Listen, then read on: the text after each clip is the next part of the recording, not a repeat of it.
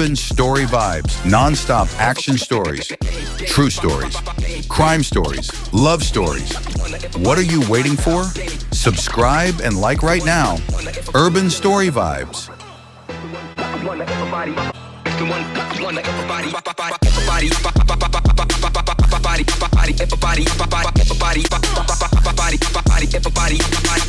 Hey, check out this video I found on TikTok. The influencer's name is Cinnamon Blaze. Cinnamon Blaze. Sometimes I like to just post beautiful stories that I find about people, real, true stories that I find in people's lives, because there's so much negativity everywhere you go. Even here on YouTube and TikTok, you find negative stories. But here's a real, true, good story, and I hope that it encourages you like it encouraged me. The story time, I don't know if I'm doing it right, but basically, just to let y'all know what happened. My daddy was black, my mom's Korean. My daddy was in the military, got stationed in Korea, met my mama, married her, her family cut her off, and he got stationed back in the States.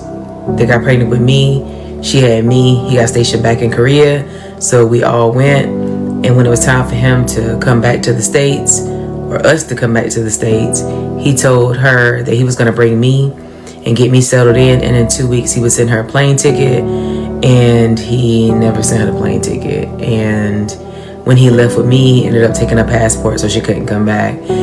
So of course, when I was younger, I used to ask my daddy why everybody else had a mama and I didn't have one. And he would say my mama didn't like it in the States, so she left us. And that's just what it's been my whole life. My daddy passed away about 3 years ago. And after he died, I found a copy of him and my mom's marriage license. And it had her name, her birthday, her parents' names, and their address. In May of 2024, I was supposed to go to Bali with my homegirl, but God was like, nah, you gotta reroute this trip and go to Korea, and you need to go now. So I listened and I changed the trip. I ended up going to Korea by myself in May of last year. It just so happened to be Mother's Day weekend. It was not planned like that at all. And I really went with no plan. I knew no Koreans. I spoke no Korean. I ain't know shit about what I was doing. I had no plan. One particular day, I was in this neighborhood and wandering around this little city, or big city. I pulled out my phone and I typed in how to find a parent in Korea, and the first thing came up was go to the police station. They told me that I had to take the information that I had to the Seoul police station. And so I got back on the train, went to Seoul. They were closed because it was Buddha's birthday. And so they told me I had to come back the next morning, which I did. There was a man and a woman there, and I could tell the woman wanted to help me, but the man was kind of like, seemed like he was like second guessing it. So that's when, if you saw the video, she said, we can only help you if you're lost or adopted. And so I wasn't adopted, so I told her, well, I guess technically I'm lost. And she told me that in Korea,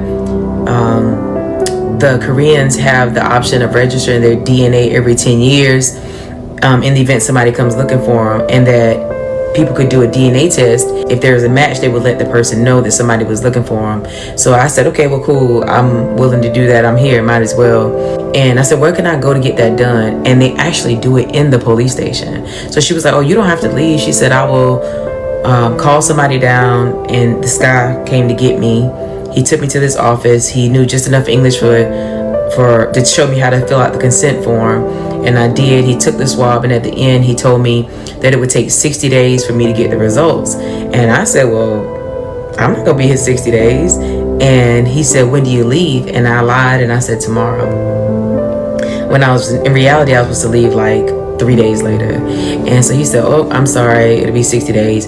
He said, now if she's deceased or she does not want to talk to you, then we will not contact you.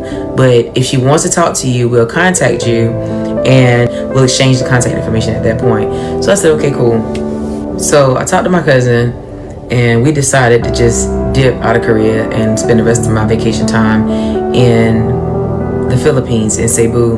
We flew out at 8 o'clock that night, and it was like a 4-hour flight. When we landed in the Philippines, I turned my phone back on and I was filling out the stuff for the immigration people. And it said, okay, well, check your email for a confirmation code. And when I went to check my email, that's when I saw the message from the Korean police department saying, hey, we found your mom. She wants to talk to you. Here's her phone number. I ended up calling her at like 1:30 in the morning, and we had our first conversation. It was a little emotional, and I told her I can come back on Sunday. And she said, okay. I called my job and I told them that I wasn't going to be able to come back. I told them, I said, hey, I know you don't know why I came to Korea, but this is why. And I'm finding her and I need to extend my trip. And I understand if you need to fire me, it just is what it is. I have to figure it out when I get back, but I got to handle this while I'm here. And the company was like, oh no, you're good. Like, we've been slow anyway. We've been sending people home. So you can stay for a week. It's fine. My cousin and I flew back on Sunday. She ended up meeting us at the train station. We went back to her house and she basically explained how my daddy basically took me away and took her passport. And I know she wasn't lying, because to this day she doesn't know how much information that I actually know. His sister actually told me the same thing but didn't give as much details, but they had the same exact timeline. She never had more kids. He never had more kids. So here I am, the only child from that situation.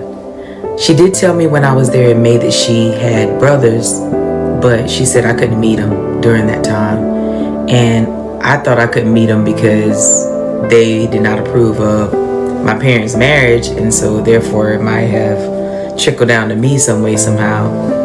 But the reality is she actually held that secret for 40 years from her siblings.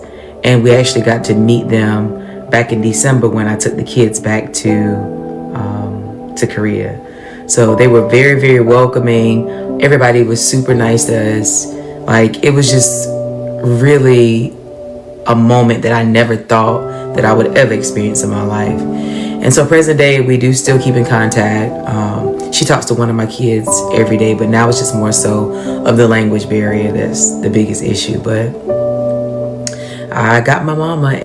So later this year, I'll be 42, and it's significant because this year make exactly 40 years since my mama spent a birthday with me.